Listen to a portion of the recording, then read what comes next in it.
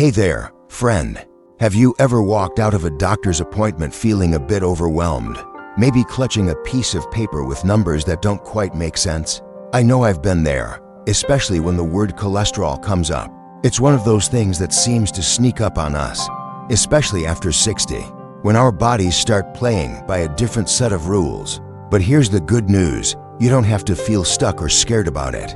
You can take charge of your health in simple, natural ways that fit right into your daily life. That's exactly what we're going to talk about today: how to lower your cholesterol naturally, without relying on a pile of pills or complicated plans. Now, I'm not a doctor, but I've spent years learning about what keeps us feeling vibrant and healthy as we age.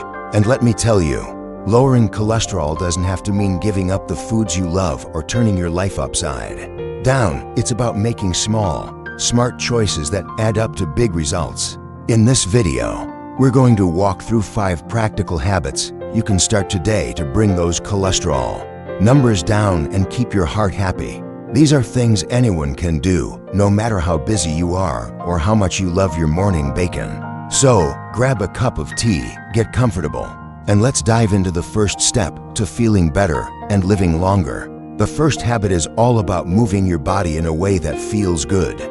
Now, I know what you might be thinking: exercise sounds like a chore, especially if you're picturing a gym full of sweaty 20-somethings.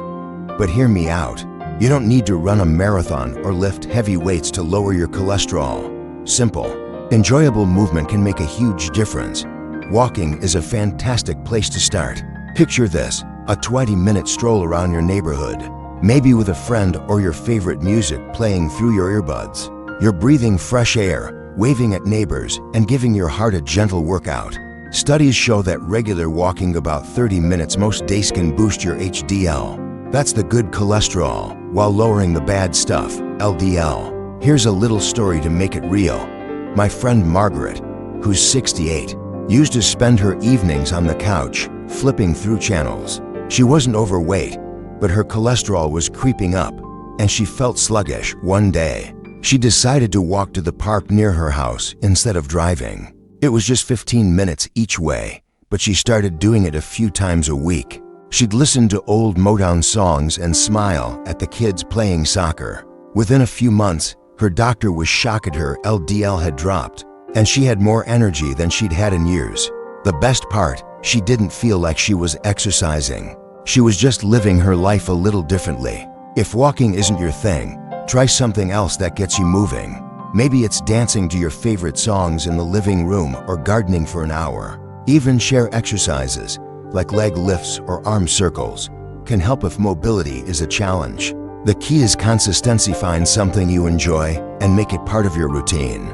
Start small, maybe 10 minutes a day, and build from there. Your heart will thank you, and you'll likely feel a little spring in your step. Now, let's talk about something that's just as important as movement: what you're putting on your plate. The second habit is about eating more fiber-rich foods, and don't worry, this isn't about bland diets or giving up flavor.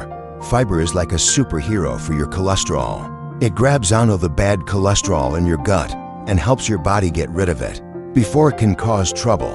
Think of it as a broom sweeping out the junk. Foods like oats, beans, apples, and broccoli are packed with this magic ingredient. Let's make this practical. Imagine starting your day with a warm bowl of oatmeal topped with a handful of berries and a drizzle of honey. It's comforting, it's delicious, and it's working hard to lower your cholesterol. One study found that eating just 5 to 10 grams of soluble fiber a day, like what you'd get from a bowl of oatmeal and an apple, can drop your LDL by up to 5%. That's a big win for something so simple. If oatmeal's not your favorite, try adding a side of beans to your lunch. Maybe mix some black beans into a salad or whip up a quick lentil soup. These foods are affordable, easy to prepare, and keep you full for hours. Here's a tip from my own kitchen. Keep it simple and fun. I like to make what I call an apple snack plate in the afternoon. I slice an apple, add a spoonful of almond butter, and sprinkle on a few chia seeds. It's a fiber-packed treat that feels like a dessert, but helps my cholesterol stay in check. If you're not sure where to start, try swapping one processed snack like chips or cookies for a fiber-rich option each day. Over time, those little swaps add up, and your body will feel the difference. Now that we've covered moving your body and boosting your fiber, there's another piece of the puzzle that's just as exciting. It's about a type of fat that's actually good for you, and it's found in some of the tastiest foods out there. Curious? Let's keep going and explore how this can fit into your life. So, we've been talking about how simple changes like walking a little more and eating fiber-rich foods can work wonders for your cholesterol. Now, let's dive into something that might surprise you: eating more of the right kind of fat. Yes, you heard me right. Fat isn't always the bad guy, especially when you're over 60 and looking to keep your heart healthy. The third habit is all about embracing healthy fats, and I promise, this is going to be easier and tastier than you might think. Healthy fats, like the ones found in avocados, nuts, olive oil, and fatty fish, are like fuel for your body. They help raise that good HDL cholesterol we talked about earlier while keeping the bad LDL in check. Think of them as your heart's best friends. For example, salmon or mackerel, those delicious fatty fish, are packed with omega-3 south, which can lower triglycerides, a type of fat in your blood that can creep up with age. I know fish isn't everyone's favorite, but even adding it to your plate once or twice a week can make a difference. Picture a grilled salmon fillet with a squeeze of lemon, served with some roasted veggies. It's a meal that feels like a treat, but does so much good for your body. If fish isn't your thing, don't worry, there are plenty of other options. Take avocados, for instance. They're creamy, versatile, and fantastic for your cholesterol. My neighbor Tom, who's 72, started adding half an avocado to his morning toast instead of butter. He was skeptical at first, but after a few weeks, he couldn't believe how much better he felt. His doctor even noticed his cholesterol numbers improving at his next checkup. Tom's trick was keeping it simple. Mash some avocado with a pinch of salt and spread it on whole grain bread. It's like a mini upgrade to your breakfast that pays off big time. Nuts are another great choice. A small handful of almonds or walnuts as a snack can help lower LDL cholesterol because they're full of healthy fats and fiber. Just be mindful of portion size. About an ounce a day, which is roughly 20 almonds, is perfect. I like to keep a little jar of mixed nuts on my kitchen counter for when I need a quick pick-me-up. It's so much better than reaching for a cookie, and it keeps me satisfied until dinner. Oh, and let's not forget olive oil. Swapping out butter or vegetable oil for extra virgin olive oil when you're cooking, or drizzling it over a salad, is a game changer. It's a staple in Mediterranean diets, which are famous for keeping hearts healthy well into later years. Here's a little tip to make this habit stick. Start with one swap. Maybe this week, you try olive oil in your cooking instead of margarine, or you add a sprinkle of nuts to your yogurt. Small changes like these don't feel overwhelming, and they let you enjoy foods that are both delicious and good for you. Over time, you'll notice your energy levels steady, and those cholesterol numbers might just start to budge in the right direction. Now, let's shift gears and talk about something that's just as important as what you eat, though you manage. Stress. The fourth habit is finding ways to keep stress in check, because believe it or not, stress can mess with your cholesterol levels. When you're stressed, your body pumps out cortisol, a hormone that can raise your LDL cholesterol and make it harder for your body to stay balanced. After 60, life can throw all sorts of curveballs, whether it's worrying about health, family, or just keeping up with the daily grind. But the good news is, you don't need to become a Zen master to make a difference. One of the simplest ways to reduce stress is through deep breathing. It sounds almost too easy, right? But taking just 5 minutes a day to sit quietly and focus on your breath can calm your mind and lower your cortisol levels. Here's how I do it. I find a comfy spot, close my eyes, and breathe in slowly through my nose for a count of 4. Then out through my mouth for a count of 6. It's like hitting a reset button for my body. My friend Susan, who's 65, started doing this every morning after her coffee, and she swears it's helped her feel less frazzled.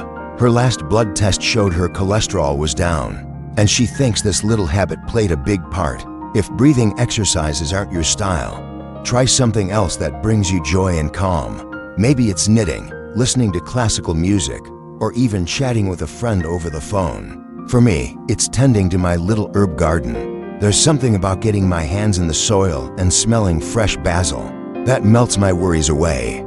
Even gentle activities like yoga or Tai Chi, which you can do at home with a YouTube video, can lower stress and help your cholesterol at the same time. The key is to find what works for you and make it a regular part of your day, even if it's just 10 minutes. Another great way to manage stress is staying connected with people who lift you up.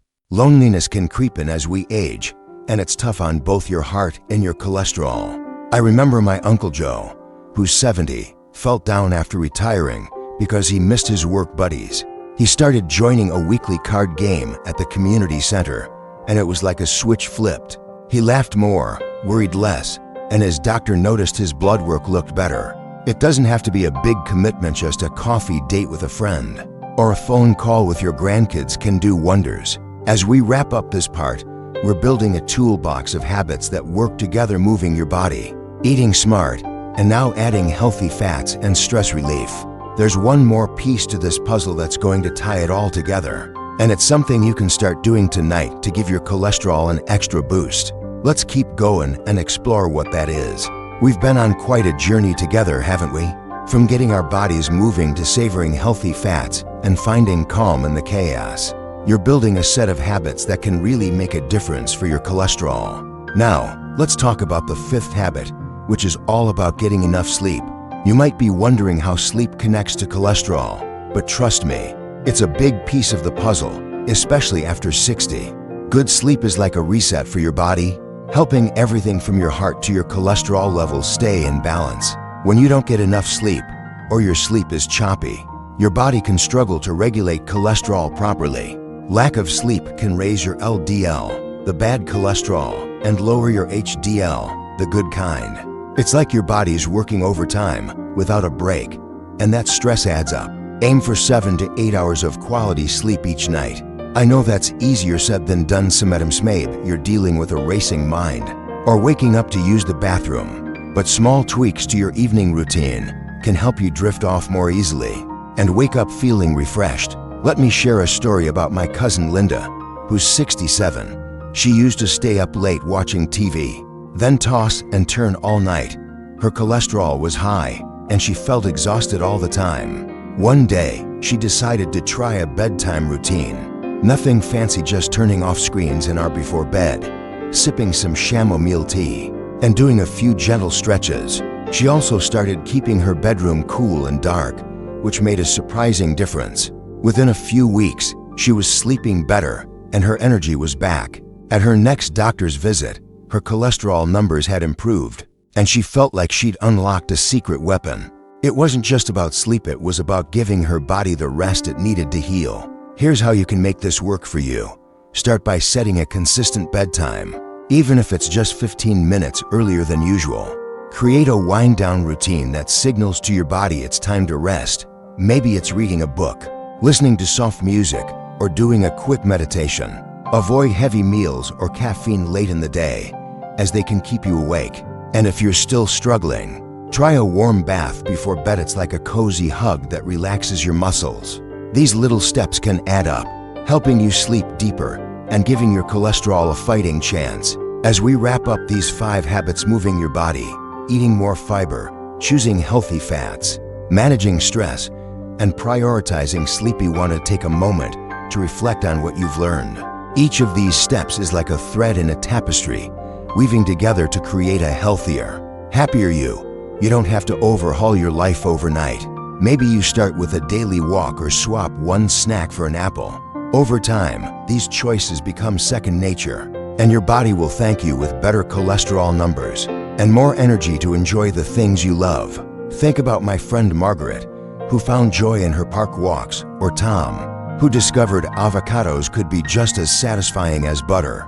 These aren't huge sacrifices, they are small shifts that fit into real life. And the best part, you're not doing this alone. There's a whole community of folks out there, just like you, who are taking steps to feel their best after 60. I'd love to hear from you in the comments. What's one habit you're excited to try? Maybe you've already started making changes and want to share your story. Drop it below, because your experience might inspire someone else. If you found this video helpful, please give it a thumbs up. It really helps us reach more people who need this kind of encouragement. And don't forget to hit that subscribe button for more tips on living well at any age. Your health is worth it, and you're worth it. Here's to taking those small steps toward a stronger heart and a vibrant life. I'll see you in the next video. Friends, keep shining.